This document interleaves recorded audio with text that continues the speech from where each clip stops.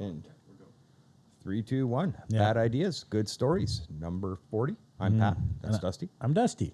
Yes. And yeah, you're only hearing this. Yeah, I guess that is it. You are only hearing You'll never this right see now. this. Not this one, at least. I don't know. If you watch our videos at all, we realize we don't get a lot of views on the YouTube and the Vimeo channels. So putting the 3 or 4 hours of video into doing the editing, we decided that we're going to, leave our faces out and just have our logo or some other, accompaniment in the videos. If you miss our ugly mugs, just put any comments in the comments. Is that what you say? Comments in the comments? Comments in the comments. Yeah. Comments in the comments. Any death threats in the comments. Yeah, we miss you, or we really need to see what you're looking like when you're ranting. And we don't move around a lot on the video. No. There's not a lot to see. There's those back and the forth. background's very interesting, but unless you're zooming in, you know what I mean? Just play one of the old videos. Yeah, and just while you're listening to this, and it's listen to it on basically Spotify. the same thing. Yeah, exactly. Yeah. But I guess sometimes we do make funny faces at each other that don't come across, or finger motions like quotations. Oh, in the the air. finger motions. Yes, the fingering that we do in. That's the what I air. come for. Russ, you keep them out of there. Yes. Yeah, he's too deep right now. Yeah, I don't like the way you hooked him in there like that. A deep hook. Deep hook. Deep hook. You never do you? So you get to hear what we were calling mouth sounds a little earlier when we were doing our No, they weren't. Yes. Nope. Anything you heard before us talking is on you. Yes. I didn't put that there. Have you ever seen those fast forward blowjob movie or videos? It's like with audio and fast forward, like chipmunk noises. Oh, it's like waka waka waka waka waka pop, waka waka pop, pop. Okay, it is so funny. Yeah. I don't even know where you. Squeeze. I guess you can find it on Pornhub if you look up fast forward blowjobs. They are the most hilarious shit ever. Huh. Yeah, it's like I guess what's not funnier, like sped up Benny Hill style, you know? Yeah, you hear a little Benny Hill music behind a blowjob. That's hilarious. That's the only adult content I take in now. That's See the occasional Benny Hill themed spit roast. Oh.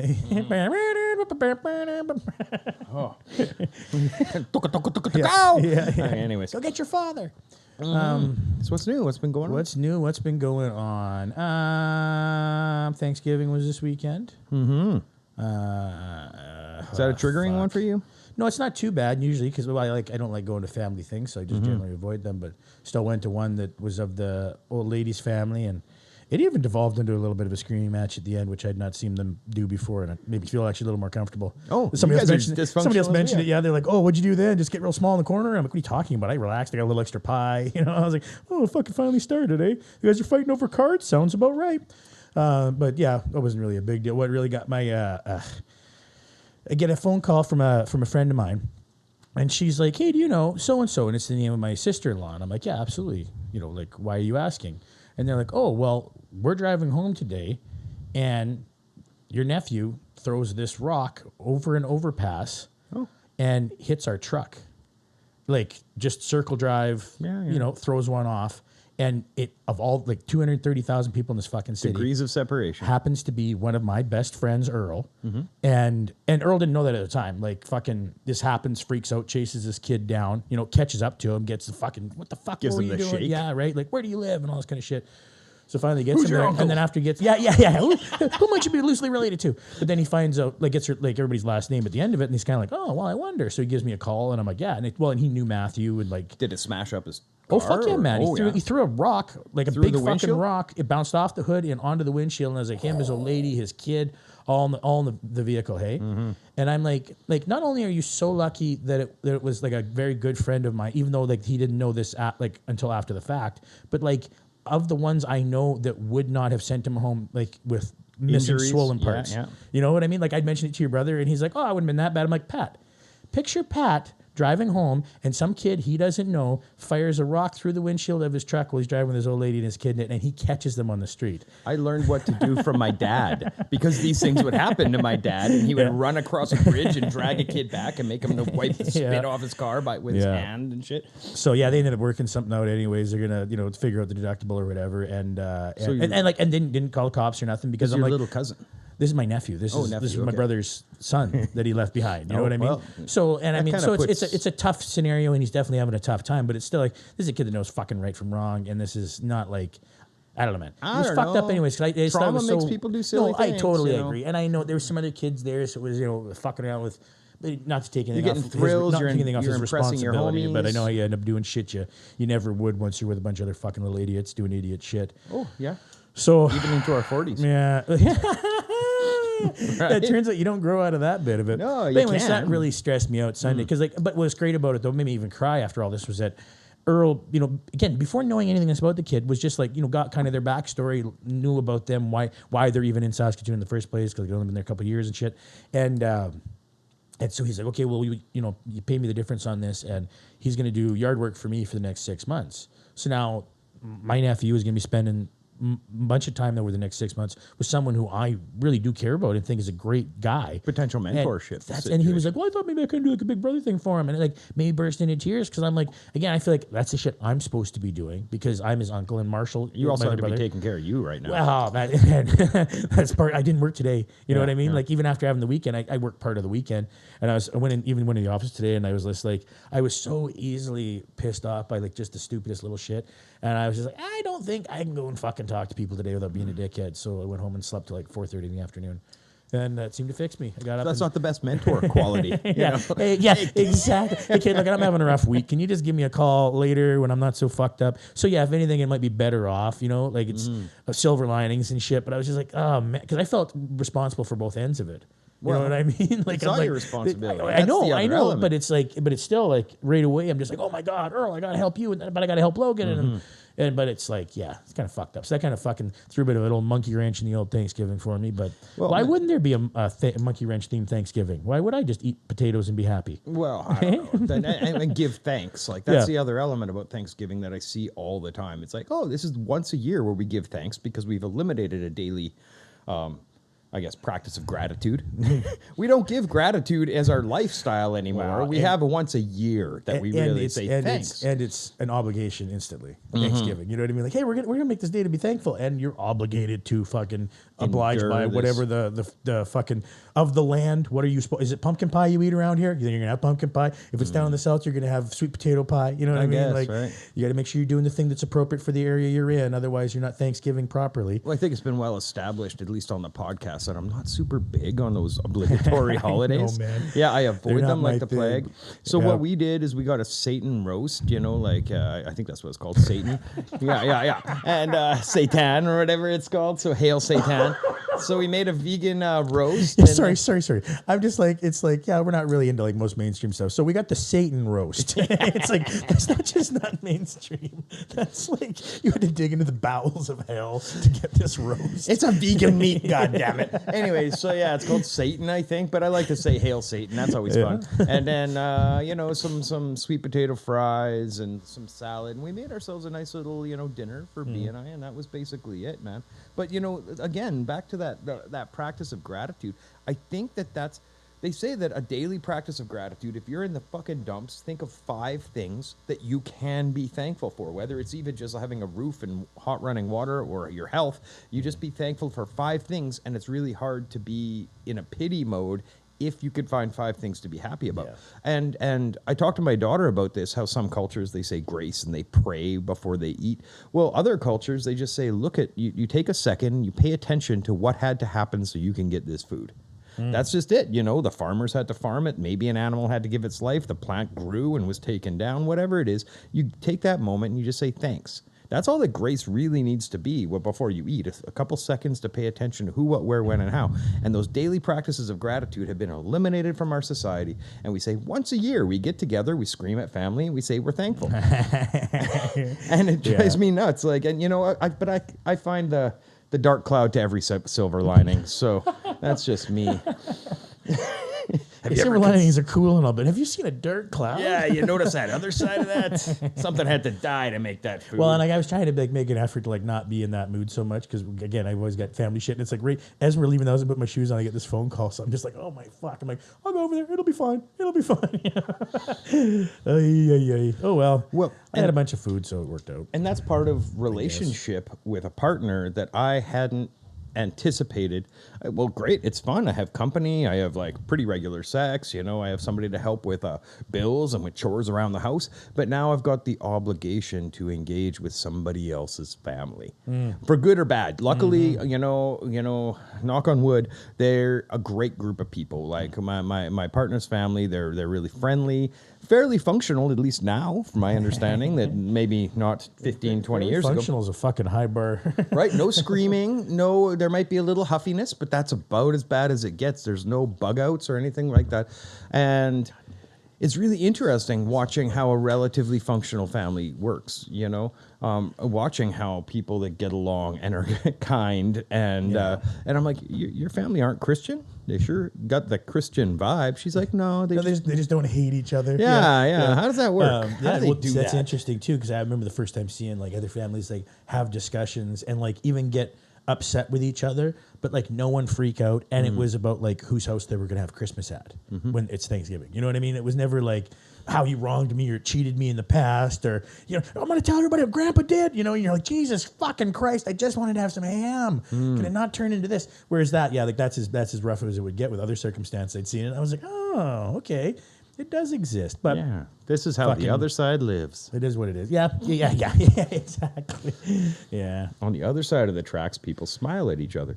And that's kind of an interesting one. I remember where my partner's dad would come over and like, oh, here, let me change your tire or change your oil or do all this stuff. Oh, I got to take your vehicle and I got to do this. And he showed me some stuff on vehicles that I wasn't aware of and like working on carburetors and stuff.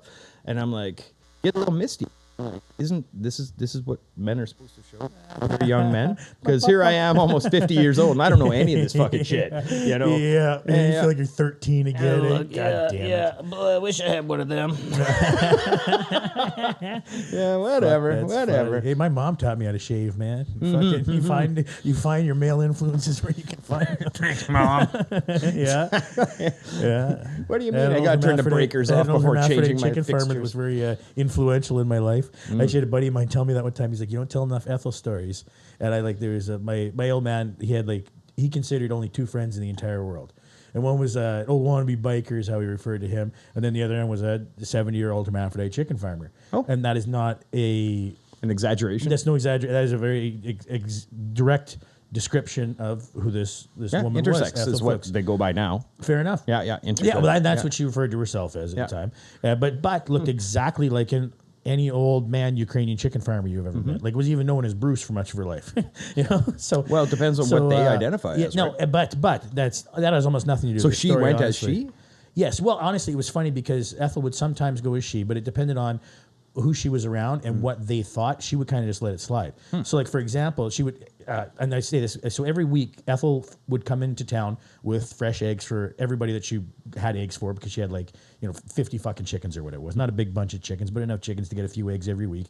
Bring them into town, sell them to her friends and family and shit that wanted them. And my old man would always fucking buy eggs off her, and then he'd sit there and bullshit and tell stories, and she'd sit there and smell the dope he was smoking, and always get closer, and he'd go, fuck, you want to hit Ethel or what? And she's like, no, I just like the smell, so she'd get there, sit there getting secondhand stoned, and then leaving the yard back over our fucking fire pit every single time she'd leave the house. Like, let's go back, tip the barrel back up, Yeah, Ethel must have been here. But those are just the tip of the iceberg, because she lived by herself for much of her life. Stayed on the same farm she grew up on, way the fuck out north of Carrot River where there's nothing. And wood stove in a fucking outhouse shit most of her life, just hard, tough life. But they went to shit. I remember one time she had this skunk in her yard. And again, it's fucking old chicken farmer. How do you deal with a skunk? You go and shoot him, right? So she crawls under this fucking old grain bin to shoot this skunk, and is lying on the ground and shoots it with the shotgun, but it's holding it out straight, and it comes back, smashes her in the face, and knocks her unconscious. So she's lying halfway under this fucking grain bin for who knows how long, hey? And then just scrambles up later, and it's oh fuck, I guess I'll go to town eventually and get my swollen head looked at. And pinned under a lawn tractor one time after my old man comes out, and Ethel had driven it up onto the side of a fucking on the side of a grain grain bin or some shit, and it flipped over on top of her. It's just running there like a tough old bird. Well, that happens, when like there's a movement towards like cottage core and going off grid and like living self-sufficiently. But I don't think even myself, the people that kind of glorify this kind of ideal have the reality of it.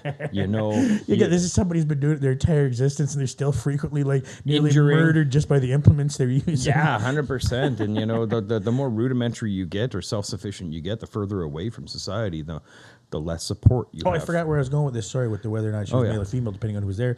Each year, she would get a fishing license and would go into like the local gas station, and whatever high school kid was working there would just like look at the ID and then be like, okay, well, I guess that's a man, like. And so she'd come over and be like, well, it looks like I'm a man this year, Clarence, But I mean, the name's Ethel, you know what I mean? Like that's not a very manly name, but I mean, who the fuck am I to judge? I got a friend who's intersex from LA. His name's Simon. When I engaged with him, because every time I engaged with him, he was very male presenting, and that is how he chose to be engaged. But then another night of the party, she came out in a full like evening gown, and it was Simone, or something like that. I forget exactly the name, but either way. And he explained to me that it depended on the mood and depended on the environment, that his entire personality would shift into a more feminine vibe or a masculine vibe.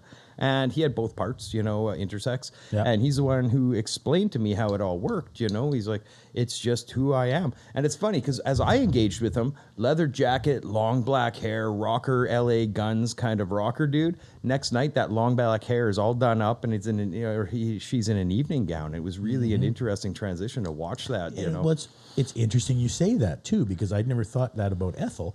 Until now, because like Ethel used to tell the raunchiest fucking stories too. Like I remember when Ethel finally got satellite, she was like, "You wouldn't believe the milkers on this one, Clarence." He's going, "Hey," and I'm just like, "What angle are you coming at this from?" Like fuck you, you're an enigma to me. But good fucking people, and always had a good story. And my old man's only friends in his book. Well, and that's just in his book. He probably had a fuck ton of friends. Lots of people liked him, but he was like, "No, I got 2 of them."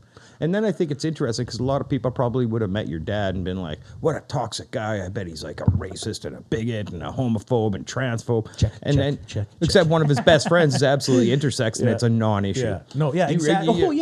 Exactly. And on the personal level, that's my bro, or that's my friend. Like, fuck you. But you could never talk shit about Ethel or my old man. Right? And that's just it. So where does that stand? On a one-on-one person basis, he's like, I have no problem with anybody. Yeah. But, if you want to talk theory, fuck him. That's it. That's it. That's it. Yeah. Yeah, theoretically. Well, I just ran into one of my trans friends today at the gym, and it's like, hey, how's it going? And it's always a weird one because depending on the gym that she trains at is full of big jock cop looking, alpha male bro dudes that check out how much you're lifting when you lift, like that kind of environment. And when you stop to say hi to your like super femmy, obviously trans friend, it's just kind of like, what are these guys gonna fucking do? Are they gonna say anything? Like, whatever. And then I get home and I see on Instagram that she's kind of ranting about this thing with Dave Chapelle. Have you heard about this? Which thing? There's a new... I did just watch a special. Like what's The Closer? Is that what it's called? The Closer, yeah. Yeah. Is that what it is? The Closer? Yeah, I think so. So basically, what ended up happening is a lot of Netflix employees were insisting that it gets canceled, that it gets yanked off, because they've decided, as did my friend, that he was transphobic. He made too many transphobic jokes or it was insensitive to the transphobic people during his thing. Hold on. And they had one of their the Netflix employee stormed an office meeting, or 3 of them, and they interrupted it, demanding that that the executives remove it from streaming. They went on Twitter and started like, as an employee of Netflix, this needs to be taken down because it's transphobic. So basically, the employees were let go, and Netflix stood by the Dave Chappelle's trans jokes as being artistic freedom, and they suspended 3 employees. You haven't seen this, right? No, I haven't yet. I haven't. I just watched it, and neither had the person that was ranting about the jokes. I was just about to fucking say they didn't either. Yeah, because if they did, they would understand. Like, the whole last part of that special was basically him addressing what was the perceived issue that he had. The controversy from the last ones. And it's from lots of shit that he did in his career, and it's things that he said or interactions he's had. He's had lots of different interactions with people try and steal shit.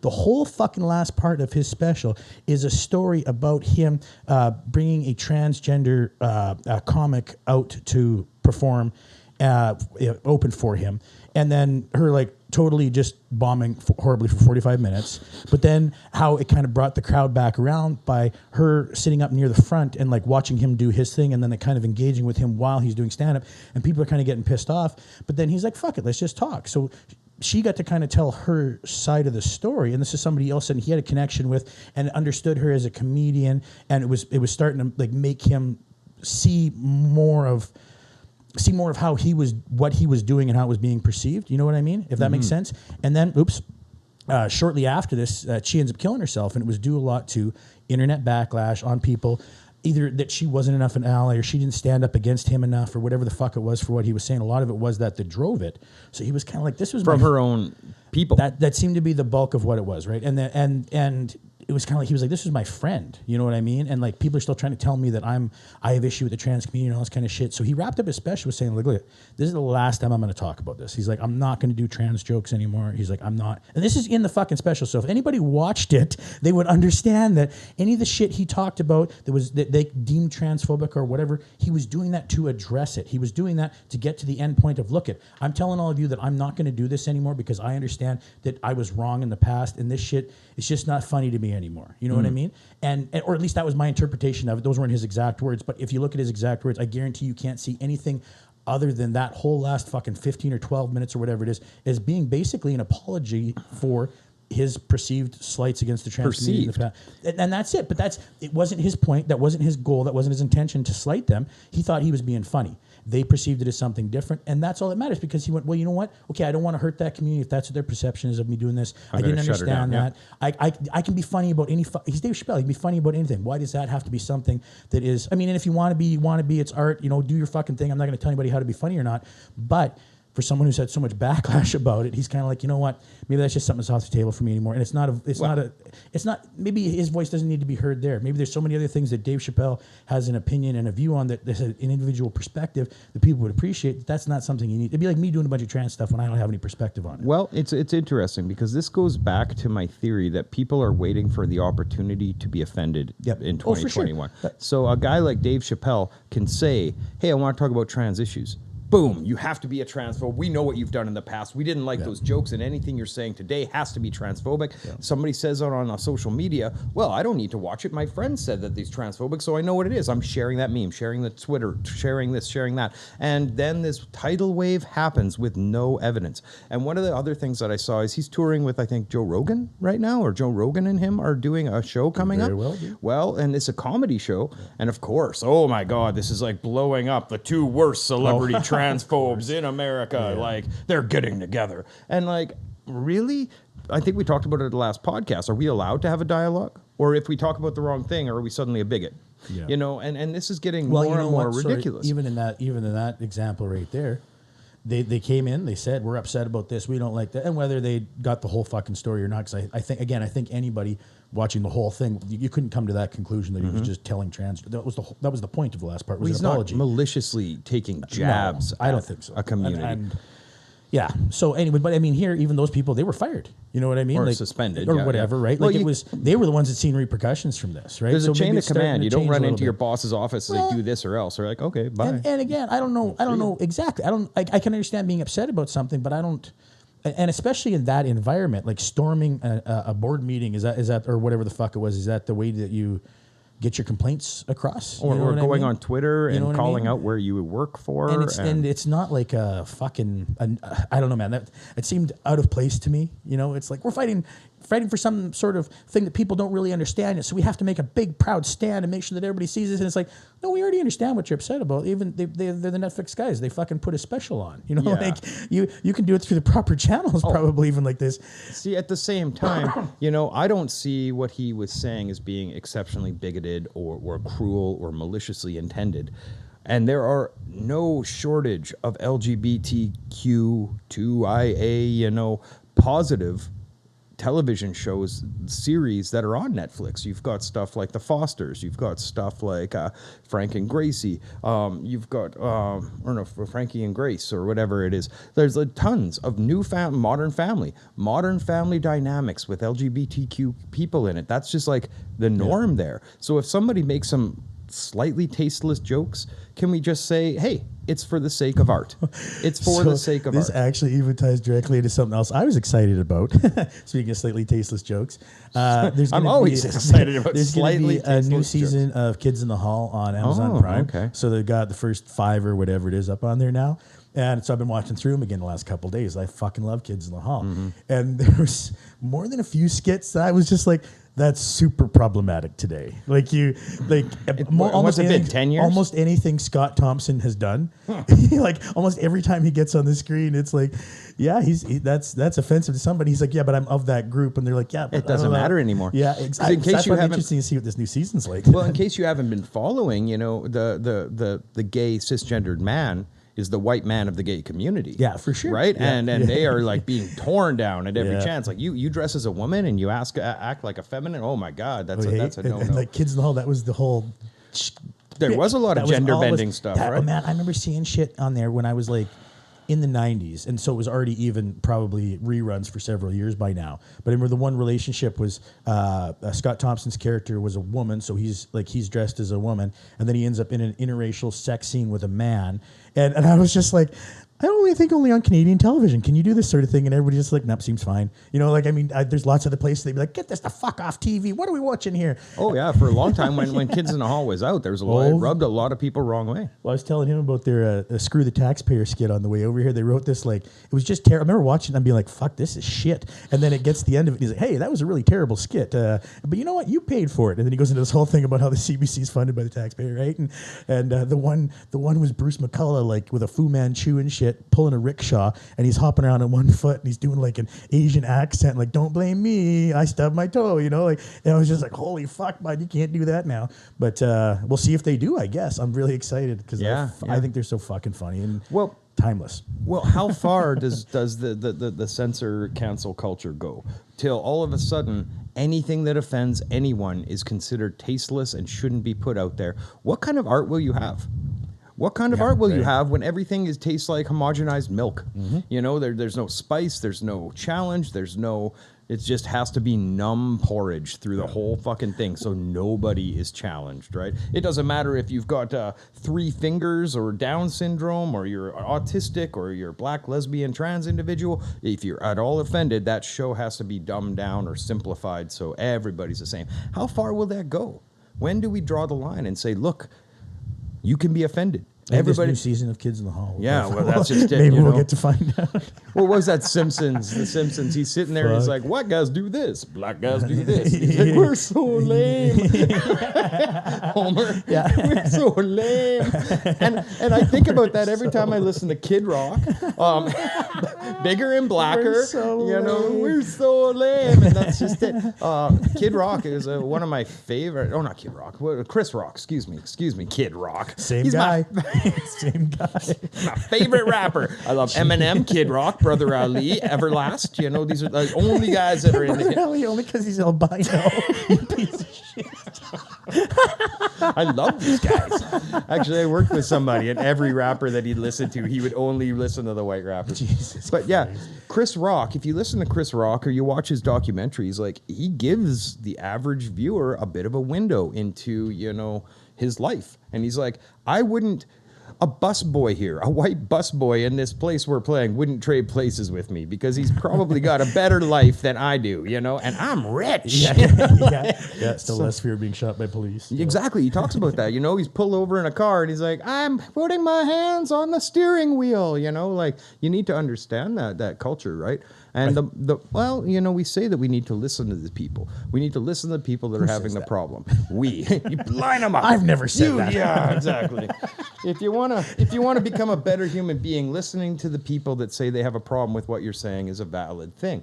And that's the art, the music, the comedy, right? Of Dave Chapelle. Yeah. He's like, I'm fucking black in America, and you're telling me that I'm a bigot. Settle the fuck down. Yeah. So I see a lot of this stuff as being screaming at a wall, where nobody's really benefiting from the anger. Nobody's healing from the anger. Nobody's listening. And I saw a meme today I really liked. It's from an Instagram. She actually wrote the book, How to Do the Work. She goes by The Holistic Psychologist, I think, on Instagram. And it's the best revenge on others who have wronged you is learning to love yourself. And I think this is the thing where a lot of people, they feel wronged, or the best revenge is learning to love yourself. And they feel wronged, and they figure that the revenge that they could have is screaming their rage back at other people. But if you just let it just land on nothing and you really try to get above and past all those things that happen to you and really focus on your own compassion, it doesn't matter if you're black or trans or, traumatized Caucasian bro, whatever. Only Caucasian guys are bros. But yeah, when you say it like that, yeah. Yeah, when now that it's out. No, it doesn't matter who you are. If you feel that you need revenge on somebody, why don't you just love yourself and work on yourself and be the best you can be? And that's probably the best way to overcome and to get revenge on somebody that wanted to push you down in life. And I don't see all the screaming at people and the cancel culture as being a positive thing. Yeah, them seeing you thrive is so much more torture for them. Because most people, if they're shitty, they'll stay, and I'm not saying nobody can change or whatever, but there's lots of things people stay shitty on until the very bitter fucking end. They'll even be on their deathbed going, you know what, no, I still say fuck you the whole time, you know? Whereas if you're just living right and they're still doing that and they're screaming by themselves in a fucking room with nobody listening and you're just out there crushing it, doing everything the fuck fabulous. You do. Work on your success. Be fabulous. Yeah, just do you at the best you can be, and that will just basically everything will fall into place. You don't need revenge. Yeah, the best revenge is success, and I really, really like that. I think that's a good one. But it doesn't need to be success. Even loving yourself is success, right? If you feel that somebody's tried to keep you down your whole fucking life and trying to push you in the dirt or whatever the case may be. Yeah. Putting in the time and energy to do your self-work and to get some self-esteem and to self-actualize to some degree, however the fuck you can do it, love yourself for the right reasons. Right? Gotta actualize, bro. Yeah, well, that's the idea. Yeah. You ever watch Fargo, the TV show? The movie, not the show. Give the show a shot. Anybody listening, if you never have, do. But if you have, season 2, you got to actualize, hon. Oh, okay. You got to get in there. You just got to get out there and do it. You got to actualize. Find your true north. Yeah. I think I'm really doing it. And the fuck was her name in that? Kirsten Dunst. Okay. Hilariously excellent in that. Yeah. Well, that's that intention to be funny, but that's that Maslow hierarchy of human needs, right? That psychology. He has a pyramid. He stole it from the Blackfoot First Nations, which is kind of interesting. Trust those psychologists. Colonialism. You don't get to know about this anymore. Colonialisms. Yeah. Okay. So he went and he studied a bunch of the philosophy of the Blackfoot First Nations, and he brought it back to Western psychology. And he's like, I have a pyramid of human needs, and they're like, we called it a teepee. Anyway, so at the lowest level, they think that you need to secure your survival. You need to secure a roof over your head. Then you move up to your security and safety on top of survival. So you got survival, security, and safety. And once those are secured, you can get your love and belonging, your community, your family, partnership, love, compassion. And when all of those need to be in place before you can start working on your real self-esteem. And once all of those are in place, you start actualizing, you start self-actualizing. And that's the top of Maslow's hierarchy of human needs, is the goal of the human healed integrated personality is self-actualization. And it's kind of funny because that's mirrored in yoga. It's mirrored in Judaic, mystic philosophy. It's basically an ascension philosophy, the idea of slowly refining that.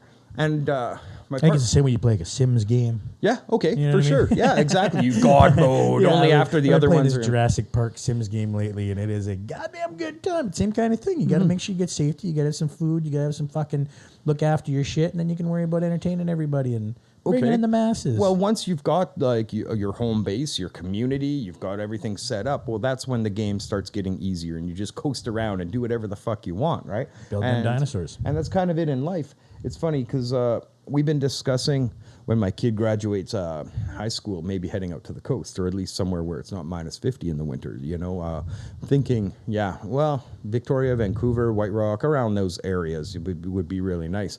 But it's not for a few years, and right now the housing market is ridiculous, and you never know. There might be the cost of living is insane, and there might be societal collapse over the next 3 years, so we don't know. A bunch of that could be underwater where you want to move. Yeah, who knows? So we don't know what the future holds.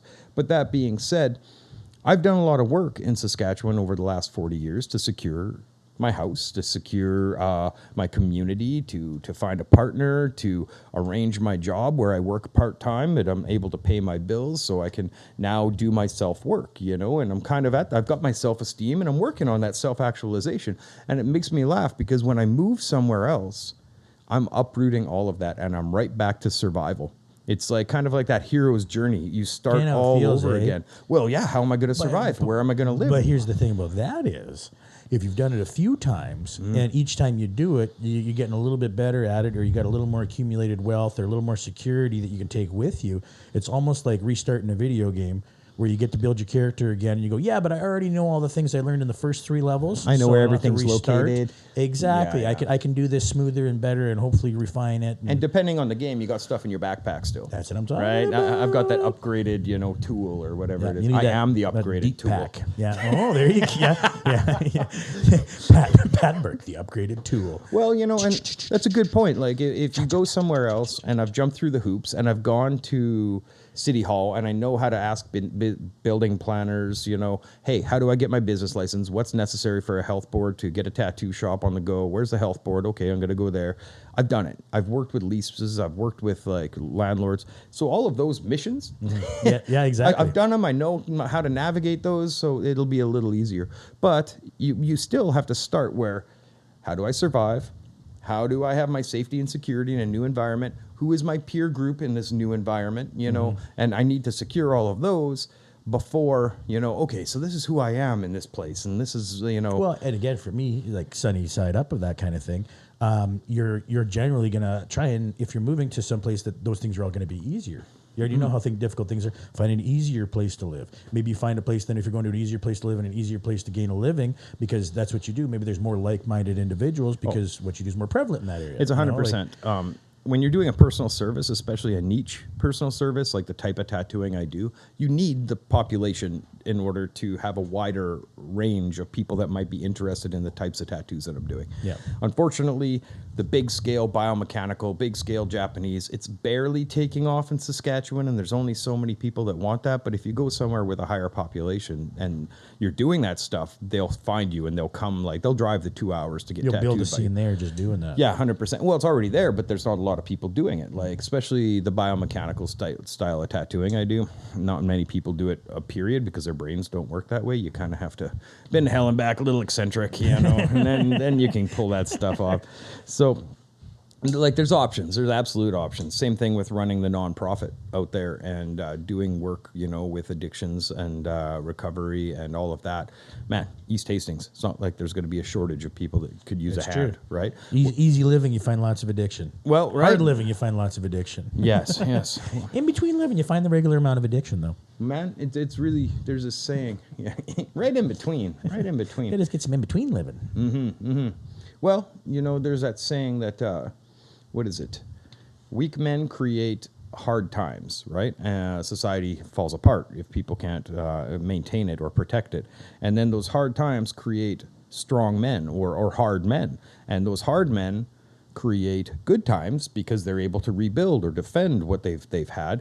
And then those good times end up inevitably creating weak men. And those weak men, everything falls apart and it necessitates everybody hardening up. And then when they harden up, they build things again. So it's a big cycle over and over again. So, yeah, I kind of wonder about that. In the music style that we play, or the standard bearer, the Oi stuff, there's a couple bands out there from LA, California, and they're the Oi style. And I think I've mentioned it before, that I kind of don't know about somebody in a beautiful paradise, where singing about blue collar struggles, eh? Yeah. Alleyways and avenues, eh? I heard a band today, and I don't want to mention their name, and I do my best not to fucking heckle them online, but they're the blue collar Oi, they call themselves casuals, right? And their song literally was, I wear a tie to work all week. I can't wait till casual Friday. And I'm like, that's cringy. is this Rebecca Black? Friday. Gotta get down on Friday. Yeah. Partying. Hey. Yeah. And I'm like, into it, but well, yeah. I'm like, we is were this listening to Little Big on the way over here. Oh, BIG? Are you into Little Big at all? What? I love it when they call me big. No, Little Big. It's I don't know if they are Russian or not, but I best described them as Russian Aqua. Oh. Where it's like this weird dance music, and like sometimes the fucking music's just animal sounds, but like their videos are really weird and addicting. And I got into a real rabbit hole of Little Big the other day. Is it LIL or Little? Little Big. Oh, yeah. okay. And, maybe I'll check it out. I was hypno dancing like nobody's business. Skibby deeby deeby deeby deeby deep. Is it PG-13 or is it kind of like raunchy? I'd say it's pretty PG. It's honestly it's like Russian Aqua. Oh, you know what I mean? okay. Like a Barbie girl, but like Russian. That's Very what it seems cool. like. And you gotta fucking like if you listen to it, you'll be like, what the fuck is this? But you watch the videos for it, and it's just they're just weird enough that you gotta kind of dig on it. See, and that's interesting coming out of Russia. Again, I don't know that for sure Russian. Or I get a real Eastern goddamn European Russian vibe. Yeah. Okay. So like, if you compare like I guess punk or hardcore or oi subculture in Russia versus punk oi subculture in California, Sure. Yeah. they're two different animals. And like, I would probably be more afraid of techno guys from Russia than I would from like street punks in California. Right? Well, maybe. Absolutely, dude. Like the one, like they've all got very eccentric Russian-looking tattoos, and the one dude has like reverse blackface, and I don't know if it's like he's white, and then around his mouth in a big ring like this is black, heavy makeup over his lips. So when he opens his mouth, you can just see his teeth really bright, but the rest it's black. It's almost like reverse blackface because they would do white around the mouth, right? I'm offended by that. And I was just like, it looks. The first time I seen it, I'm like, it doesn't make any sense to me. What am I looking at? And then I like every video I've seen him, and he has it. So I'm like, is that tattooed on his motherfucking face, or is that a painted on gimmick? Because if he tattooed permanent reverse blackface on his face, I don't even know. Like that's the funniest thing I've ever heard of. First off, like I don't know. That guy's a genius. That reminds me of the Diane word kind of stuff. Like that's what he said too. He said it had a real Diane word kind of vibe to it, but like not as methy. You know, or whatever the South fuck, Africa. whatever futuristic South African fucking shit they're on. Yeah, man, you ever see Chappie? I've only seen snippets of it. I've never watched it. Such a good show. And, I am strangely attracted to both of them too. Yeah, okay, like, I can see that. I just like white trash. You know what I mean? It's map bringing. I don't know what it is, but my understanding is like they were really trashy. kind of popular in the underground in South Africa before they even blew up, right? Yeah. And like in that underground South African hip hop, you have to be in a pretty diverse kind of world. I assume you would carry a machete all the time, not as a fashion statement. Something. You know what I mean? Yeah, just hanging out. Well, yeah, because that'd be a weird world to live in, where it's like, hey, we just ended air quotes apartheid, and now we're friends with everybody. Now you're making music that's not of people that look like you, generally speaking. How does that all get along? That Probably Dutch, fine. that colonial kind of thing, right? Dutch man. Yeah. Let's take over. You don't give them enough credit, them Dutch, for taking over. That is, or blame. Don't give them enough blame. I don't remember what you give people credit or blame for nowadays. Which is it? Give them enough Do you blame. get credit or blame for doing that at this point? Hey, Magic Johnson, I've been slept with 1 million women. Do I give him credit or blame for that now? I dodged AIDS. Again, credit or blame? I don't know what to give him. Yeah. So, I don't know. If you take a look, tattoo culture, right? A lot of tattoo culture is a little bit of a window into the criminal underworld of different parts of the world, right? Like whether big Japanese tattoos being associated with Yakuza or Americana being associated with biker. When you get into the southern states, you're talking about like the Mexican gang, like the East LA style, like MS-13. Cholo. Yeah. Well, that kind of stuff. And there's a movement in tattooing, and it's kind of funny, I don't know how smart it is, but there's a few encyclopedias of Russian prison tattoos because the underground Russian mob, Vorzakovia, were recognized by a codified system of tattoos. So if you had a certain tattoo on them, it told you that you were a thief or that you were an assassin or you were a lieutenant in the crime family. Yes, 100%. Yeah. So they would get another, I forget what it is, Russian Orthodox churches, and they've kind of got the onion-looking bulb on the top, Every year that they would do in jail, they would add another one to the church, right? But these weren't even known for a long time until one guard got to be friendly enough with these guys with tattoos that they started telling him what the codes were, so they were writing it down. And he thought he was going to get put in a gulag or a jail by the KGB for doing this taboo thing. But when they found out what he was up to, they're like, no, we're going to give you the job. Your job is now to document what all of these mean. And they put out the Russian prison tattoos. And those guys are fucking insane. Like, it's next level, you know? I think that guy should have just looked the other way right at the beginning of that story. Hey, right? You guys talking tattoos? I'm going to go over here. You keep that up. I don't want anything to do with this. Well, all of a sudden, it's like gulags and KGB and shit. Don't show interest in anything. Eat your fucking soup. Well, and that's the thing. You get you get 5 years for stealing a loaf of bread to feed your family, or you know, thank you. Yeah, exactly. You know, we appreciate it. That's all you get. Oh, sweet. You know, where's the family member? Oh, he's in jail for a while. Okay, he'll be back. Like that was kind of like a normal thing if you didn't toe the line in communist Russia, and regular Russia. Well, yeah. So a lot of the tattoos reflected like a really anti-authoritarian sentiment, but they're anti-communist. And so guys were getting like raunchy, like swastika tattoos, but it had nothing to do with race. It was just, they hate commies, I hate commies, or, you know, and, holy fuck. But what I've seen in the West now is a lot of people emulating that style. And, you know, don't get me wrong, like everybody's been getting like biker tattoos forever and like the big Japanese Yakuza style tattoos forever. So it doesn't surprise me that now that these books are out, people are getting Russian gangster tattoos, but it's a trend. And I've seen people even in town with like lots of, you know, I've got an epaulette on my shoulder that says I'm a lieutenant in the Russian mafia, and I've got the stars on my knees and my shoulders that says I'll never bow before authority. I'm getting knuckle tattoos that say, you know, how many years I've been in jail or whatever it is, but they're not gangsters. And I mentioned to one of them, I'm like, man, you sure hope you never travel abroad, hey? Because you could go to like, I don't know, England, or you could go to Italy, or you could go anywhere in Europe and accidentally bump into somebody where those actually mean something, and be very careful. It doesn't even have to even be a bad guy. It could be a good guy at an airport that goes, geez, those sure look like fucking Russian prison tattoos. What's your deal? Yeah. Why would you have these if you have no connection to security? You thought it looked cool? Well, I don't believe that for 1 second. You know, Snap, like, the glove you know goes where on. we are? What that means? Well, yeah. It would be the equivalent, and this is funny because I guess maybe a lot of people in the West wouldn't even put this together, but in my world it means something. If all of a sudden some guy shows up and he's got the Hells Angels death head tattooed on his chest, and he's wearing a tank top, and he's like, yeah, I just like the look of it. Yeah. You know? Thought it looked pretty cool. Until you run into Match the one on the other side. Yeah. Yeah, exactly. I got two because it looks super badass. Yeah. You know, until you run into the wrong guys, you know, it's congratulations. Yeah, you accidentally get all these like conflicting, like I got like Mayans across here. No, it was just a nickname they gave me when I was a kid. You know, like, exactly. Rock machine across your back. Exactly. Hey, that was another nickname from high school. Old Rock Machine. That's what they called me. Yeah, so that's weird thing about tattoo culture again, you know, the co-opting of the underground. You know, I guess, or somebody saying, oh, I really like that design. Well, didn't you know that's an MS-13 tattoo? Right? Didn't you know that's an Aryan Brotherhood tattoo?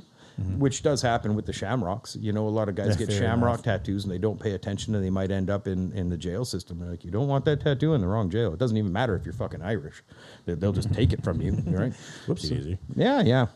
And that's like a wallet. They take it from you like a wallet. Yeah, just give it up. Tattoo? Yeah. Just give it up. How do you take that? Oh, the whole arm, it turns out. Yeah. If need be. A lot of anyways. If need be. With a This is lighter funny. and a I wrote piece this of down bed. the other day. This is totally has nothing to do with what we were just talking about. Gangstars. But just talking music again. Your brother and I were talking music the one time. We were talking about like playing, like how I have no ability to communicate musically to anybody when I'm trying to make music, you know, and he's like, yeah, it's fucking tough too, especially with somebody who really knows what they're doing, like you know, Grandma. Incredible fucking drummer. Graham's played with him lots. Next level, yeah. Yeah, like legit. He does like, session legit. musician stuff. Yeah, man, like he's for real. Plays to a metronome, you know what I mean? Like he is a fucking metronome.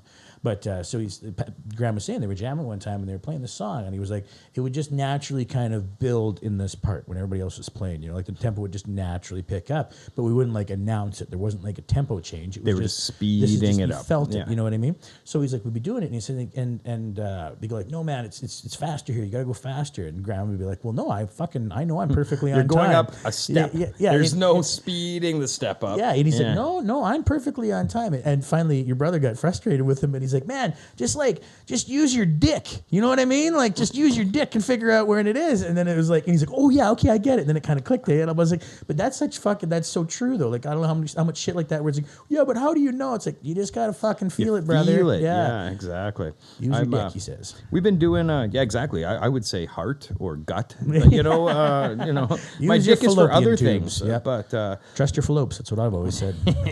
Trust your uterus. Yeah.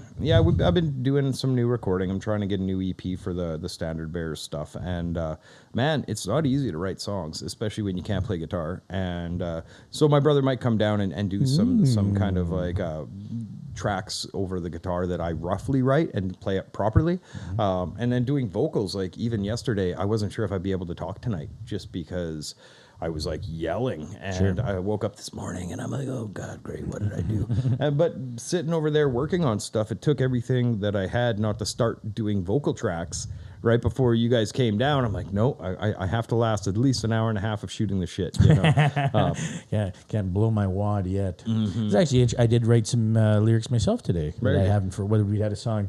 You guys had music for it for fucking months now, and I've been like, oh sure, I have like literally like 2 verses I got to write. That's it, hey? Fucked if I can sit down and do it, right? Every 2 weeks we talk for like 2 hours and you can't come up with, like a few stanzas. It's just to pull the book out and sit down and make the time for it. Because it's like as soon as I do, I'm like, well, yeah, but if I'm going to set time aside to do this, well, I should do something else. Or I should, you know what I mean? It's like... But it's one of those things. No, absolutely. I've got to fucking incorporate it. So today was part of incorporating it. Very good. Was doing that. Leave my stick around that. here. Yeah, you keep me in line. That works for me. Yeah. Well, with me, I'm all stick and no carrot. Actually, this happens to a lot of different music styles. I'll either go to the gym and I'll be listening to a song, and then I'll come up with like my own little song, and I'm like, well, fuck, now I've got a little verse, and I'm like, pull out my notes on my phone, and I write down the verse, and I come back home and I say, well, is this anything I can work from? Yep. But I noticed it a lot with some hip hop acts. You know, I've been to a couple hip hop guys, and I'm like, I am unimpressed by this person. I could do better than this. And that sounds like such a cunty thing to say, like, I could do better. But then I'm sitting, I'm like writing rhymes in my head, just like, yeah, I could probably be up there, you know. But I don't know if I have the memory for that hip hop kind of stuff.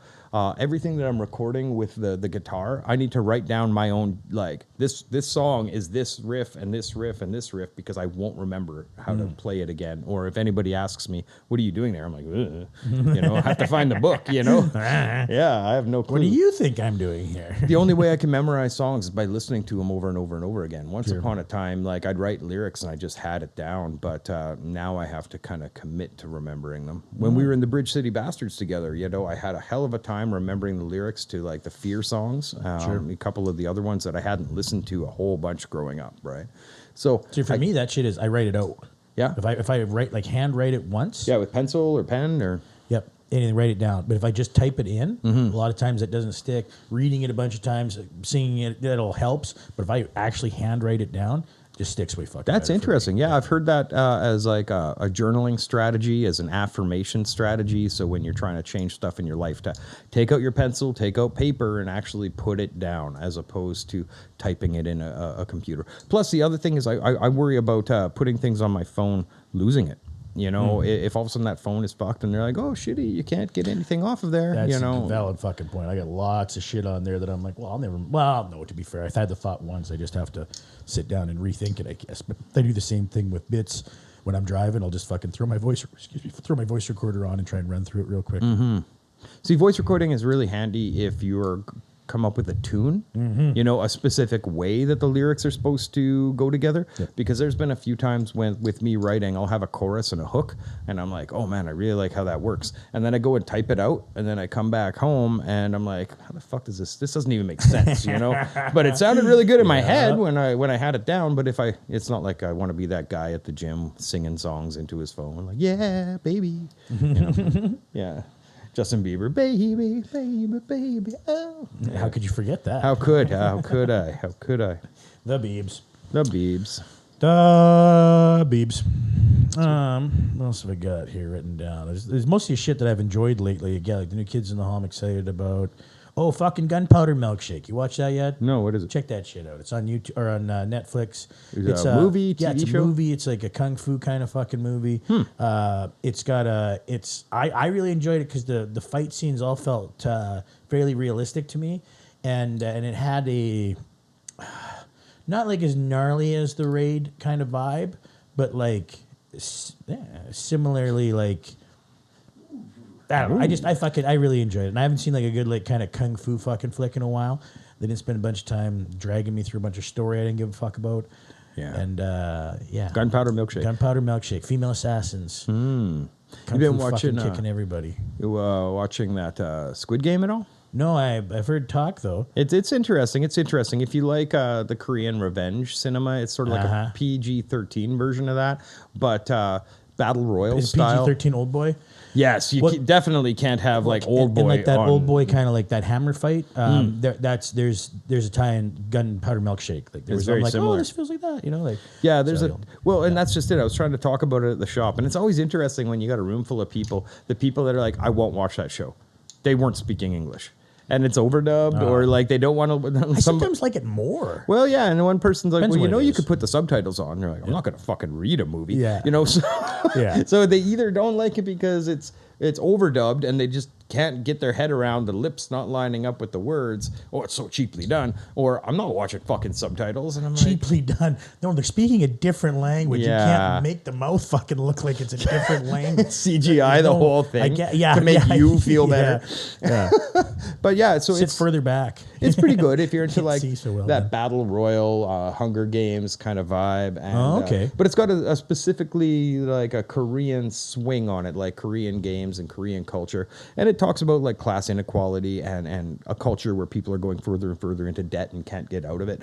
It's some pretty interesting stuff. And they kind of set it up for the next season. So I'm interested. Oh, it is a series? I thought it was a movie. Oh, okay. It's, I think, maybe 10 Intriguing. episodes. It's something to check out. And there's actually a full like meme culture surrounding like the games and stuff that they have to do. It's pretty interesting. You should maybe check it out. I'll have to have a sneak a peek. Yeah, it's popular. It's apparently #1 in the 87 countries that Netflix is available. Really? It's huge. And the one girl. Well, like K-pop is fucking everywhere. I think Korean culture just in general is like blowing up around the world. They put their media now is something like the 5th or 6th domestic product export for the country, whether it's K-pop or now this show. Yeah, like Korean zombie movies are the shit. Yeah, like that's what everybody's into now. Okay, well, yeah. So Was that's it the just Train it. to Busan, I think it says, or Oh, whatever. I've never even heard of the genre. Nar. Yeah.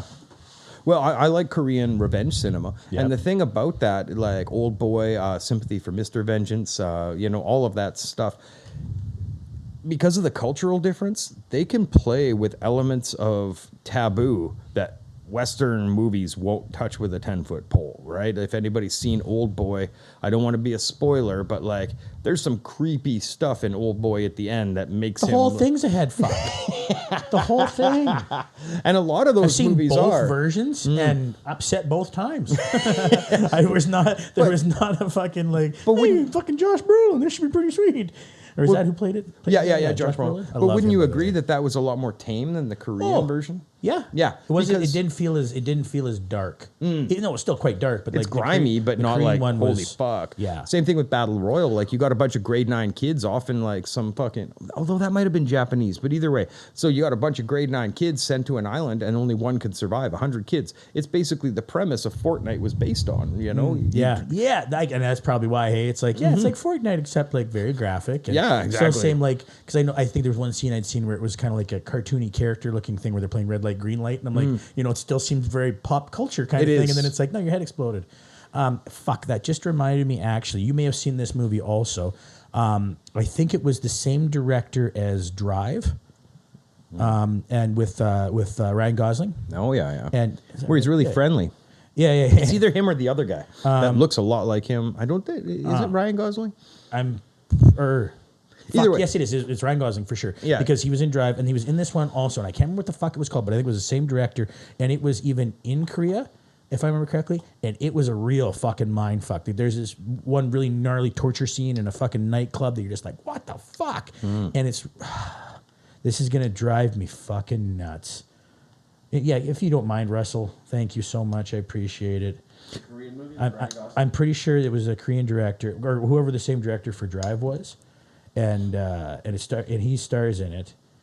But in North America, they've got the film rating board. Yeah. And the film rating board looks at a video or looks at a movie potential, and they give you a rating. And they give it back to you, and they don't tell you why you got that rating. And then the director has to go and play with the movie and cut out what he thinks he got it fucking rated for, and he gives it back to them. And they say, no, you didn't get it. And then they give it back to him. So they chop it all up. So a lot of this stuff, and the people that are on the film rating board are not an elected. It's not open. It's a closed group of like who is on the board. Who decides whether a movie is R or PG-13? You can't show a nipple, but you could show people getting shot in the head. Yeah. And you know, if you show a nipple, it's an R-rated movie, but shooting in the head can still be 13, PG-13. So the values in Western, I guess, media are a lot different than they would in Europe.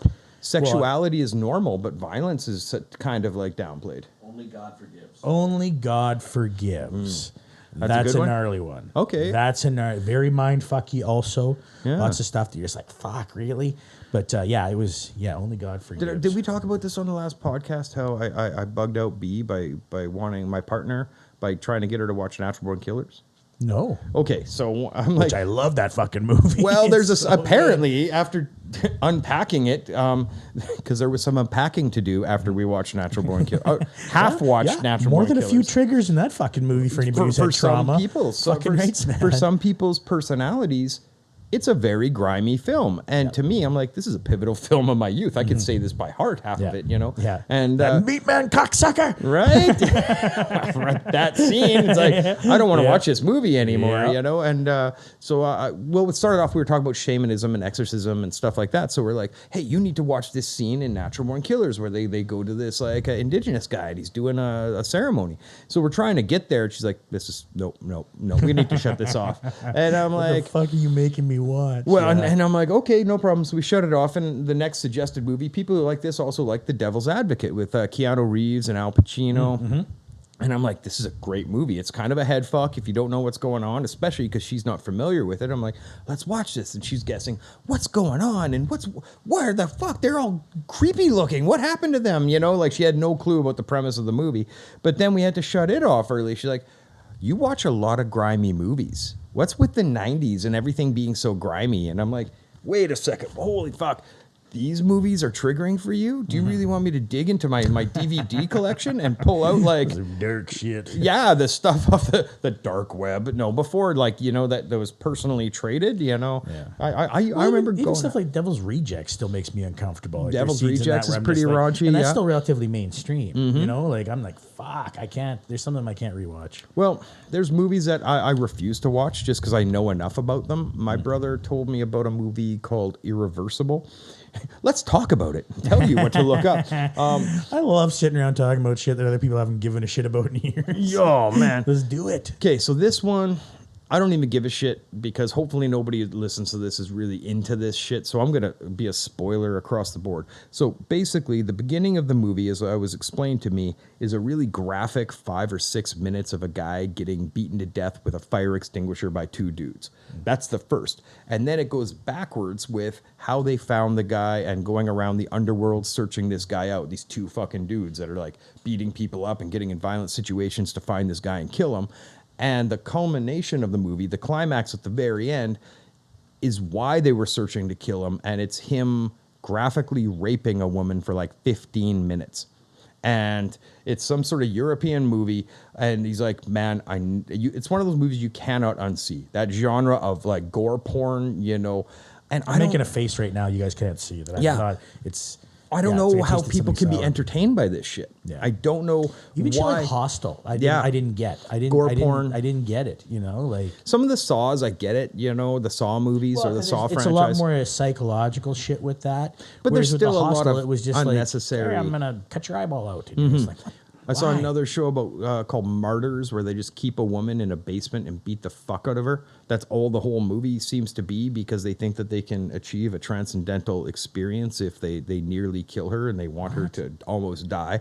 Like these movies, there's a lot of stuff out there you cannot unsee. There's one called Croatian Tale, again, a guy who's being forced to do snuff.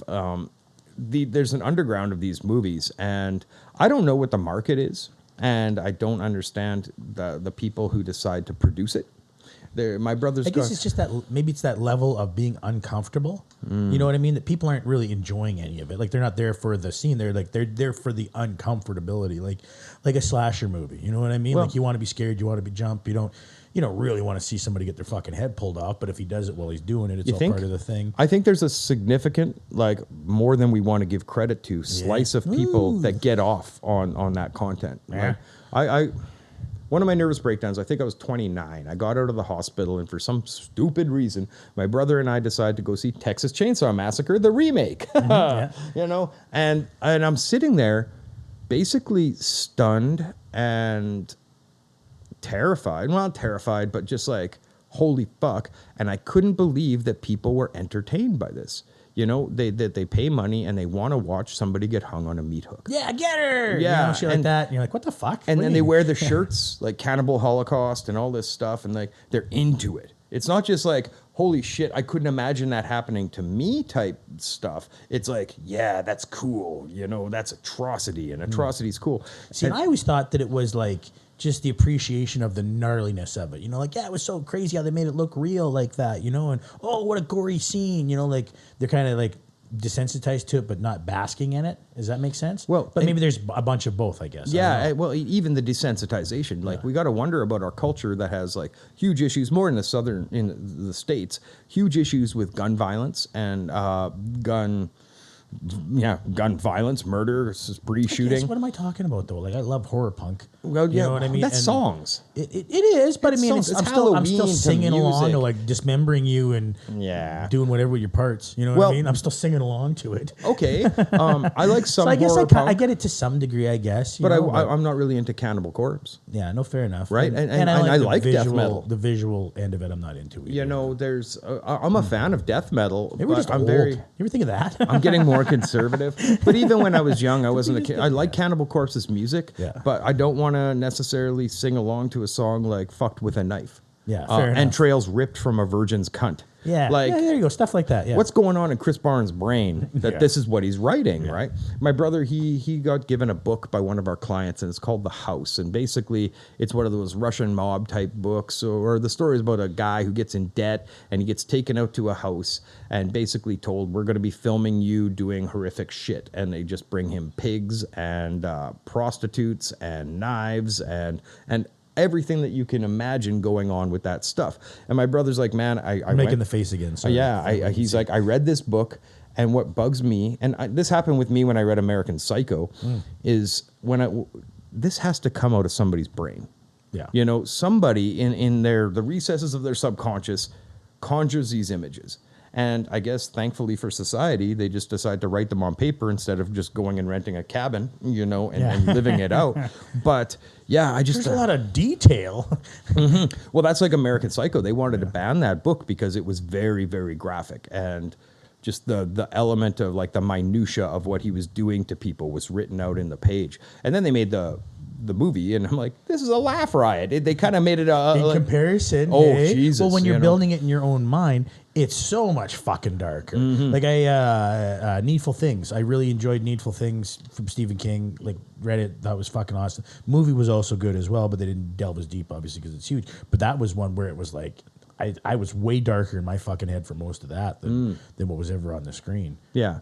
So that being said, when my partner's like, you watch a lot of grimy movies, and this is just Natural Born Killers. Yeah. And I tried to explain to her, I'm like, Natural Born Killers, Oliver Stone, kind of talking about a commentary on society that makes a celebrity out of atrocity. That's the whole fucking thing. And that's just it. She's like, they're making them seem cool and hip. And I'm like, that's the commentary of like, they are doing atrocious things to people, and they're fucking serial killers. You've never met cooler serial killers. That whole vibe. Yeah. But if you miss the commentary, and she's like, I don't understand that people get so desensitized to this.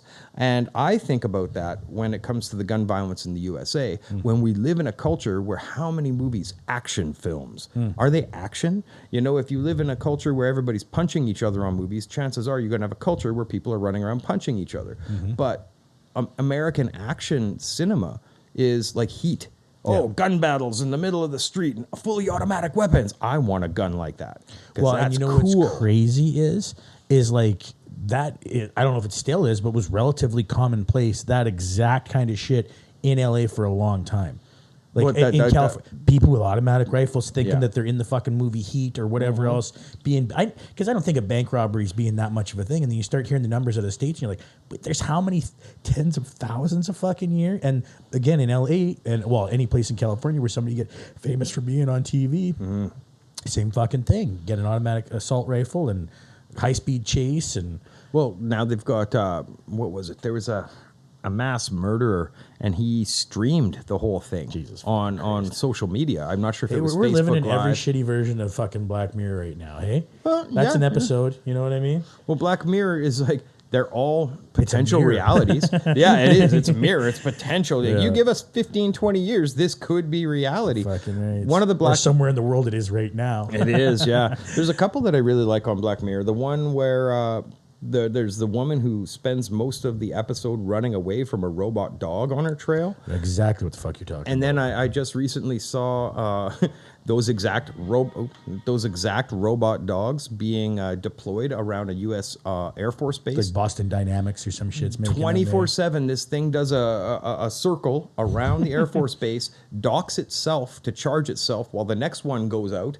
It's just, you turn it on and it goes. That's all it does. And I want to know what it's fitted with. Is it just surveillance, or is it weaponized? Or now you've got drones. I can't think of a fucking military application where they're like, nah, let's not bother putting any guns on Let's not put a weapon on we got it. lasers and shit. Don't bother with It'll that. just tell us what's going on. Laser robot dog. Of course they're doing that. Yeah, all they need is a little tweak to the programming. Instead of taking a picture, it pulls a trigger, and or whatever the case may be. And then there was the other Black Mirror that I thought was very, very interesting, where the guy was convinced he was attacking insect kind of creatures, and like then he gets the implant that they put in him deactivated, and he realizes that he has been fucked with, and he's like part of a military unit, and these people are people. Yeah. That the programming says if you see this race, you see them as insects, so they're easier to kill. Yeah. Which mirrors the indoctrination that they did in Vietnam, where you're going to fight people that aren't even human.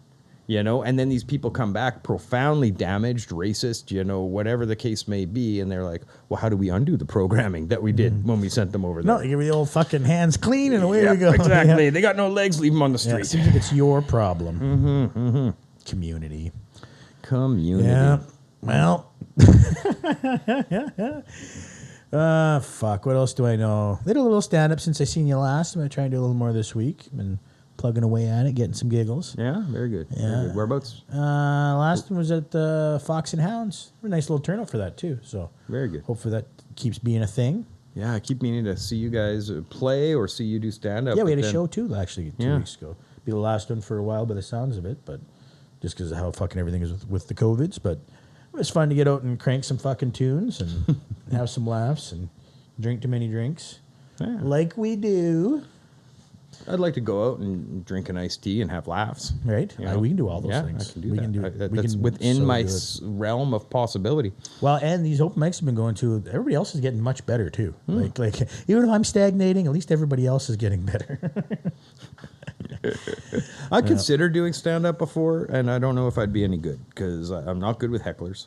I would just like, you fuck you, and that was about the end of it. And but I do have some funny stories. I could see you doing like a Henry Rollins style stand-up, fucking spoken word sort of thing. Yeah, you know what I could mean? see that. Not like necessarily, because even now that I'm watching more live stand-up, you start to see like there's different patterns to it. There's different methods. There's joke guys. There's guys that do things that are like, no, that's a stand-up thing, you know. And then there's the dry stories that are sort of funny and ironic. Some people just ramble. Yeah. Some people just got little tiny just quips. You know, like, oh man, whatever fits for you, I guess. I went to a Yuck Yucks one time, and it was awkward. It was awkward. The woman up there, she kept saying, "I'm so weird," and then saying the most mundane shit you've ever heard. You know, like that's a funny bit. Yeah, I'm so weird, and like I got my hair done the other day. Like, I use Tide Pods in my laundry. I'm so weird. Crazy. Yeah, that was. That's wild. That's actually that would make me laugh. But I don't think that was her. That wasn't her shtick. Oh. She was literally thinking she was weird. For that would even make me laugh harder than and probably. There's nothing I love more than a blown bit. Oh fucking man, the best. It's those Yuck Yucks. They can be hilarious or painful, and it's like Yeah, like, and that's why I want to sit in the back. Not only that, because I don't want to get picked on by the guy who does a lot of audience shit, but also I don't want them to see me not laughing. You know, because I can't Yep. Yeah, maybe that'll put them on the right track. You start seeing a lot of half laughs. You go, this isn't working, is it, guys? I appreciate you giving me back as much as you are, but you don't want to see my dick instead. Yeah, you guys want a real joke. You got a quick laugh. Yep. And then, aww. Yeah, exactly. You know, will sympathy make you laugh? You may have seen shorter, but you never seen more bent. Yeah. So, yeah, that's what I've been doing. So we were on our way back home from doing some stuff on the west side, and we saw these puppies, you know, and they were just running around on the corner of, I think, 20th Street and Avenue H or something like that, just like unsupervised. That's a place where you pick up loose dogs. Yeah, 20th little and H. little street dogs, sure. street dogs, and they looked like my Jack Russell Terrier, but opposite colors, like white with patches of black. And we're like, "Well, shit." I'm like, "B, you want to check them out?" And yeah, so we pull into this parking lot, and we're sitting there, and we're like, "You want some food?" Blah blah blah, and we're not even realizing that we're right behind Prairie Harm Reduction, which is the supervised injection clinic, and the entire alley is full of like desperate people in need and like no food and like, you know, homeless and nodding You guys off. are like, "Hey, And we're like, dogs!" puppies. Yeah. The white guys in the hood, puppies, save the puppies. Yeah. And I'm like, we need to get the fuck out of here. Can some of you addicts give us a hand picking up these dogs? Yeah, getting these them a better dogs life? are in need, you know, you guys. Like, Although that's the right move, by the way. yeah, you guys are just sitting there doing nothing about these puppies. Yeah. And so she's like, what's going on here? So I explained to her, Prairie Harm Reduction in Saskatoon does supervised injection. She's like, they sell them drugs? I'm like, no, they bring their own drugs. Why aren't the police here? And I'm like, well, I think that's kind of a gray area, you know. They know they're doing drugs, but at least they're doing them safe, so they leave them alone. And she's like, well, where do they get the drugs? I'm like, you see the guys with the bandanas on the corner here? I'm pretty sure they're getting it from If you ask those them, guys. they could direct you. Yeah, the ones that were giving us the hard looks when Yeah. we were chasing the puppies around the parking lot. Yeah. I'm pretty sure they're the drug How high dealers. are these idiots? They're chasing puppies.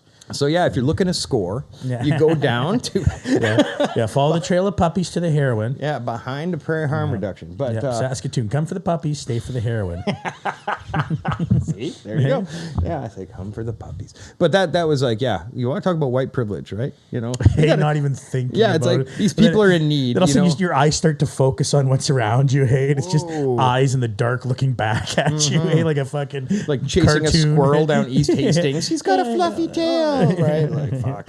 Yeah. So yeah, that's you know, and we have gone down. I'm not going to pretend that we never have. We made a bunch of sandwiches. We took them down there. We handed them out one time, and but that's another thing. It's like sketchy random street sandwiches. Does everybody? Well, they didn't care, but you know, I don't know a lot of people that would like, yeah, sure, give me whatever the fuck you made in your kitchen. You know, what did you put in here?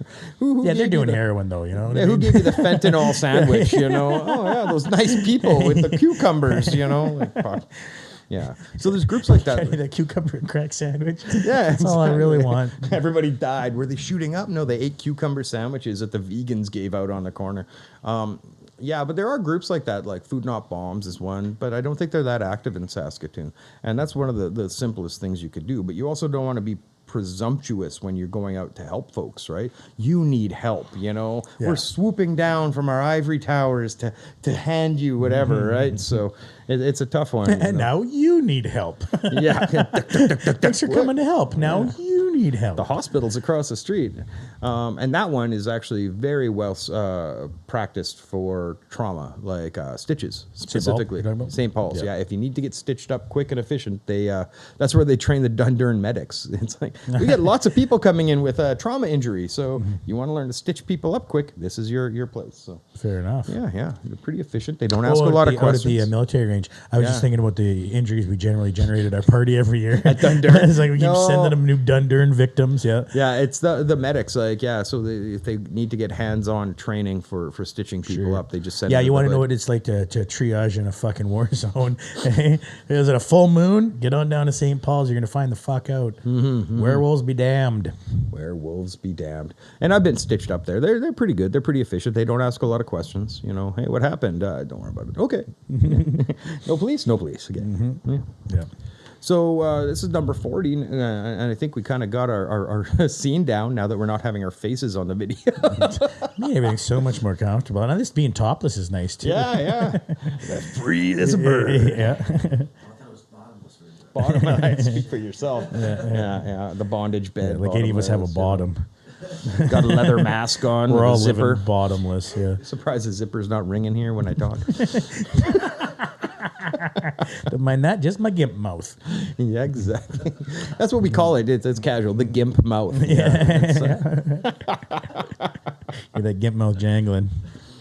So just like 2 Christmas weeks? morn. You think 2 weeks we'll do this again, or get I here? think so. Yeah, we should be able to get the videos up a little quicker now that the editing is a lot easier, and that we're gonna give Russ shit.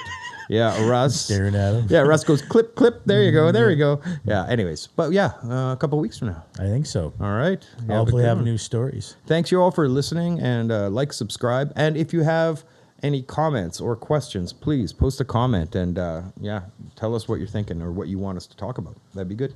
Bye. Peace out.